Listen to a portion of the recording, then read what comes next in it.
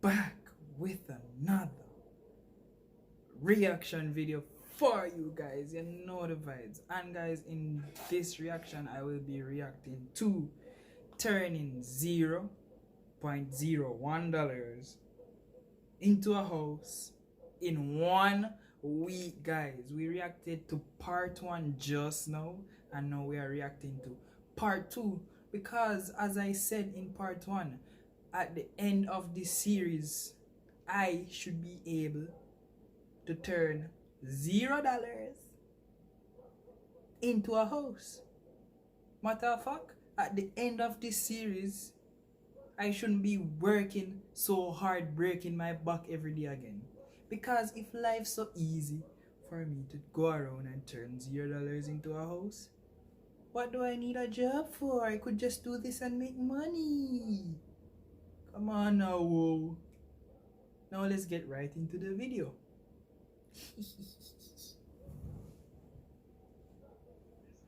To this house in 1 week.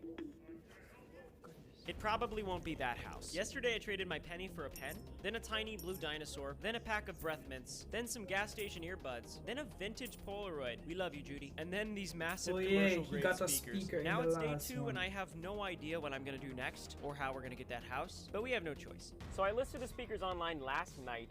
No one has messaged me about them yet. Probably because it's still morning and no one at 9 a.m. is like, honey, you know what we need? 2 speakers that are each roughly the size of a small elephant. Hey, would y'all want to trade anything for these speakers? For $5. Ah, $5. Hey, do y'all need speakers for anything? Sure. Okay, no worries. Howdy. I was starting to regret trading for these speakers. I'm barely strong enough to carry them, but my hopes were raised when a man with a backwards cap and goatee put a price Your tag race is for that. Yeah, sound like that. $1,500? What? They're loud though, I'll tell you that much. The conversation died immediately after that. And then we ran into Ashley, who we traded the tiny blue dinosaur. Look what Dan has turned into. Oh my god. We have 2 speakers. How? Crazy, I don't know. Muda It's clear wanted to that my see old him. tactics on the street weren't working. So I went to the one place in the world where audio freaks would come to me. The audio store. There was no traffic for 2.5 hours. So I went to the one place in the world where there's tons of traffic. Traffic. Anybody want to make a trade? 2 15-inch big boy speakers, big boy. I will trade anything. Speakers? He's laughing at me. Anybody? It was obvious I wasn't making a trade. I was making a fool of myself. I was pouting at the gas station when I saw a marketplace ad that would change everything. A 2005 Suzuki motorcycle for sale or trade. After doing some research, I found out that this bike is owned by a man of music. A man that does live EDM shows here in Austin. A man this world will never forget. A man named Freddie.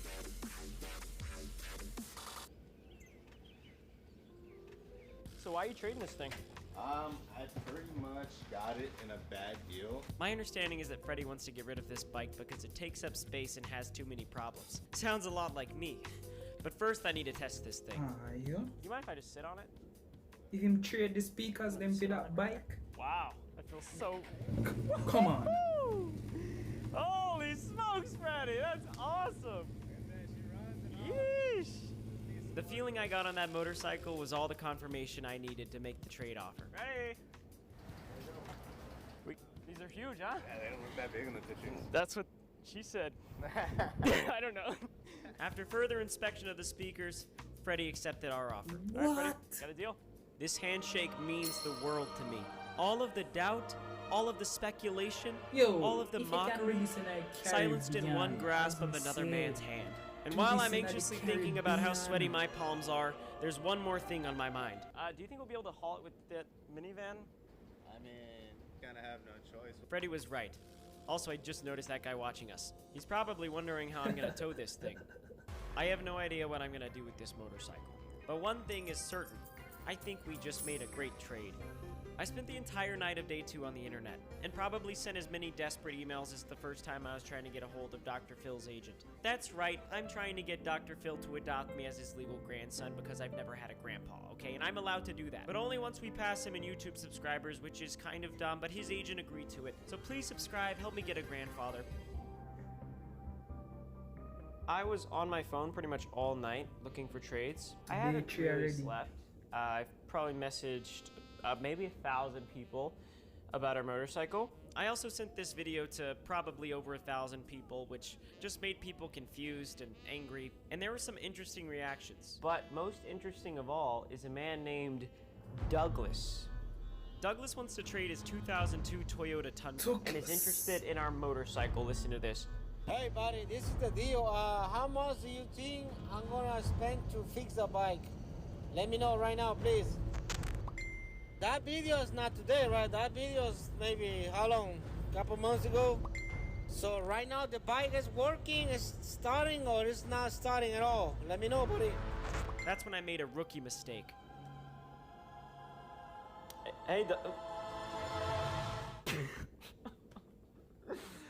I tried to be cool and send a voice memo like Douglas and embarrass myself. But Douglas gave me a chance at redemption, and now we're meeting up to look at each other's vehicles. I'm not gonna lie, this truck was awesome. It might be Man. old, but it has 4 wheels and runs. Nice to meet you. Douglas Oh, Spanish. yeah, that's me on there. That's when I found out that the truck wasn't Douglas's. It was his cousin Jimmy's. In that moment, I panicked and did what I always do when I'm nervous. Make awful jokes. Where's your jacket?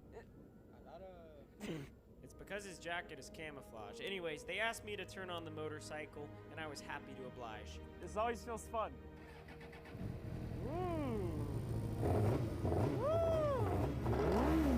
Alright, you want to try it? This is where things get crazy. Jimmy tried out the bike, then he started consulting with someone important on the phone. And meanwhile, Douglas and I became, honestly, best friends. Just for curious, Yeah. what you guys need to talk for? So, I'm trying to turn a penny into a house in 1 week for a woman named Hannah, one of my subscribers who's a small business owner in Austin, where I live. This was yesterday, and if you watched the last episode, you know what's going on. But basically, Hannah thinks her e-commerce store is being supercharged by a Shopify expert, but really it's just my friend Preston, who knows nothing about e-commerce, distracting her. So how long have you been working at Shopify?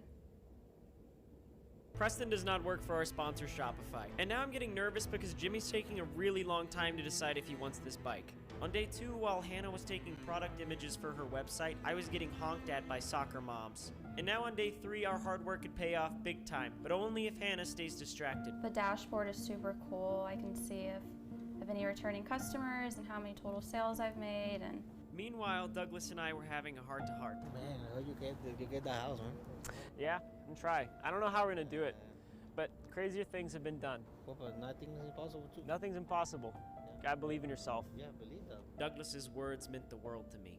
And so did seeing Hannah actually make her first few sales. not much. I just made 3 sales on Shopify.